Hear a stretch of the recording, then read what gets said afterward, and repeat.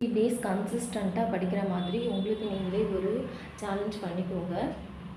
எதுக்காகனா இவ்வளோ நாள் நம்ம வந்துட்டு படிச்சுட்ருப்போம். கொஞ்சம் லேசியாக இருந்திருக்கலாம். குரூப் 2க்கு இன்னும் சுறுசுறுப்பாக படிக்க ஆரம்பிக்காமல் இருந்திருக்கலாம். நான் வந்து நேற்றுலேருந்து எனக்கு நானே அந்த சேலஞ்ச் பண்ணிக்கிட்டேன். நேற்று ஃபுல்லாகவே நான் வந்து புக்கை கீழே வைக்கவே இல்லை. எப்படின்னா பாப்பா விளையாண்டுட்டு இருந்தாலும் கொஞ்சம் புக்கு வச்சுக்கிட்டு ஒரு 10 மினிட்ஸ் கழிச்சாலும் அந்த புக் எடுத்து படிச்சுட்டே இருக்கணும். அந்த புக்கு வந்து நம்ம வைக்கவே கூடாது. எண்ட் ஆஃப் த டே வந்து ஓகே நம்ம இவ்வளோ படிச்சிருக்கோம், இன்றைக்கி ஃபுல்லாகவே நம்ம புக்கு வச்சுட்டு தான் இருந்தோம், நிறைய படிச்சிருக்கோன்ற ஒரு திருப்தி நமக்கு கிடைக்கும். ஸோ உங்களுக்கு நீங்களே ஒரு 50 டேஸ்க்கு இந்த மாதிரி சேலஞ்ச் பண்ணிக்கோங்க. என்னடா இது எக்ஸாம்க்கு இன்னும் 68 டேஸ் 70 டேஸ் கிட்ட இருக்குது.